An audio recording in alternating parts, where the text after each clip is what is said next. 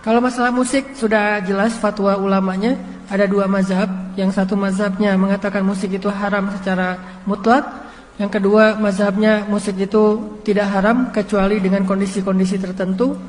Dan saya mengambil pendapat yang kedua. Sama saya dengan Ustaz Abdul Somad, Ustaz Adi Hidayat, Ustaz-Ustaz yang lain. Di sini ada Yusuf Al-Qardawi, Al-Azhar. Fatwanya musik tidak haram kecuali dengan kondisi-kondisi tertentu. Liriknya, performnya, kondisinya, siapa yang menyanyikannya, ini yang bisa mengubah hukumnya. Kenapa bisa gitu? Bagaimana dengan hadis yang nanti akan ada di akhir zaman yang menghalalkan musik dan segala macam, zina, khamar, segala macam? Menurut sebagian ulama hadis itu ada beberapa cacat dalam riwayatnya. Yang jelas Allahu alam, kita memilih mana yang paling kita yakini di antara dua mazhab ini. Buat saya musik itu tidak haram kecuali dengan perform tertentu, dengan lirik tertentu. Baik, terkait musik telah datang satu ayat hadis Nabi, ucapan para sahabat, tabi'in, dan sepakat 4 mazhab. Anda mau masuk mazhab mana? Semua mazhab haram musik. Oh kamu ya Ceh Syafi'i lebih kereh lah masalah musik. Gitar, miokat obat, pecahkan, nggak boleh jual. Dan Imam Syafi'i. Adapun ayat, maka firman Allah dalam surah Luqman, wa minan nasi may yashtari lahwal hadithi liyudhilla an sabilillah. Di antara manusia ada yang memperjualbelikan, mempermainkan lahwal hadith, yang menjadi sebab manusia jauh dari jalan Allah. Abdullah bin Mas'ud bersumpah bahwa yang dimaksud dengan lahwal hadith adalah musik. Adapun hadith, maka hadith diriwayatkan oleh Abu Daud. Nabi bersabda, la yakunna fi ummati aqwamun yastahilluna al-hira wal harira wal ma'azif. Akan ada dari umat Islam nanti, setelah aku meninggal dunia, di zaman yang sudah jauh denganku, akan ada dari umat Islam. Nabi enggak menyebutkan orang kafir. Dari umat Islam yang menghalalkan perzinaan. Yang dikira enggak ada loh. Saya pernah diberitahukan oleh seorang ustadz di sebuah tempat yang sekarang sudah ditiadakan tempat itu, lokalisasi prostitusi. Tempat yang ma'ruf di Indonesia. Jadi di malam Jumat mereka PSK punya kajian malam Jumat, yasinan, salawatan. Di antara yang disampaikan kepada mereka, bahwa pekerjaan kalian ini bisa menjadi pintu surga dan bisa menjadi pintu neraka. Kalian bisa mendapatkan pahala dari pekerjaan ini dengan syarat ikhlas karena Allah. Hakibat ikhlas zina, ikhlas, apa itu ikhlas? Tapi itulah ulama su. Kalau kalian ikhlas. Kedua, tidak mengambil suami orang.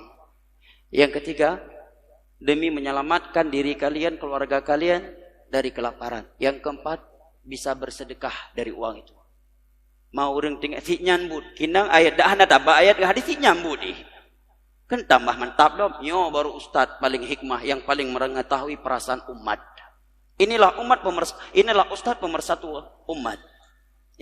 Ada wal harir, dan akan ada dari umat Islam yang menghalalkan kain sutra buat laki-laki. Kain sutra yang terbuat dari ulat sutra asli, bukan sarung yang harga 35.000 itu kemudian ditulis merek sutra, bukan itu ya. Dan wallahu alam, saya dan beberapa guru saya yang pernah melewati hadis ini seumur hidupnya belum pernah melihat kain sutra. Waktu itu Syekh Abdurrahman Al-Adi rahimahullah membahas hadis tentang kain sutra. Beliau menyebutkan siapa yang pernah melihatnya. Maka ada seorang menjawab, saya pernah melihatnya di Rusia. Waktu itu kurang lebih 20 tahun sebelumnya ketika dia mengucapkannya.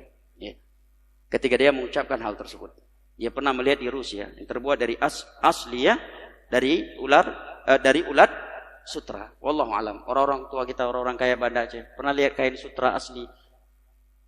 Ada di Indonesia? Kain sutra asli dari ulat sutra, Pak. Pernah lihat, Pak? Pernah, Pak? Berapa harganya? Itu kain yang luar biasa, ya. Tidak boleh dipakai oleh kaum laki-laki. Dan akan ada dari umat Islam yang akan menghalalkan musik, kata Nabi. Lah ustadz ini membolehkan kok musik? Ya, berarti ustadz tersebut masuk dalam berita Nabi tersebut. Dialah salah satu orang yang diberitakan oleh Nabi yang akan menghalalkan musik dari umatku. Para sahabat ijma', para tabi'in ijma'. 4 mazhab sepakat haram musik.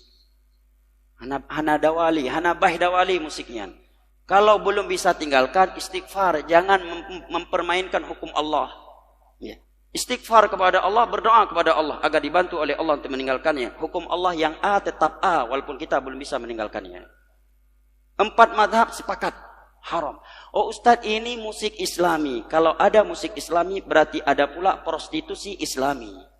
Karena Nabi menyebutkan hukum musik berbarengan dengan zina. Oke, kalau demikian berarti boleh juga prostitusi Islami. Bagaimana Pak Ustadz prostitusi Islami? Tempat diskotiknya ditulis ahlan wa sahlan wa marhaban. Ya. Masuk solawatan dulu, malam Jumat yasinan. Diskotik Islami. Jadi halal berarti. Ya. Dan kira-kira andai kata para sahabat bernyanyi di masa itu, Abu Bakar, kira-kira lagu apa yang akan beliau nyanyikan? Kasidah, dangdut, rock, jazz, ataukah yang lain? Kira-kira apa jamaah? Pasti bukan seperti lagu masa sekarang, pasti lagu-lagu yang bermanfaat, tapi diharamkan oleh Nabi. Dan tiada di antara mereka yang melakukannya. Apakah musik itu sudah ada di masa Nabi? Ada. Ada. Dan profesi menyanyi di masa Nabi adalah profesi yang sangat hina. Orang-orang merdeka tidak akan melakukannya. Jangankan manusia yang merdeka, budak sahaya saja tiada yang melakukannya kecuali budak sahaya yang wanita. Dan budak sahaya yang sudah berprofesi sebagai penyanyi di masa jahiliyah, di mata Abu Lahab CS, jadi jatuh harganya. Maka di dalam sebuah hadis yang diriwayatkan oleh Al-Imam Abu Daud atau di As-Sunan dari sahabat Imran bin Husain, Nabi menyatakan la yakunu fi hadhil ummah khasfun wa maskhun wa qadhfun. Akan terjadi pada umat ini hujan dengan benda yang keras, batu atau kain semisal dengannya. Akan terjadi di umatku nanti maskhun, perubahan bentuk, dirubah bentuknya oleh Allah. Wa qadfun wa khasfun, seringnya terjadi gempa bumi. Tanah dimasukkan ke dalam secara tiba-tiba oleh Allah. Berdiri salah satu seorang sahabat Nabi, berkata, "Mata dzalika ya Rasulullah?" Kira-kira kapan itu terjadi wahai Rasulullah?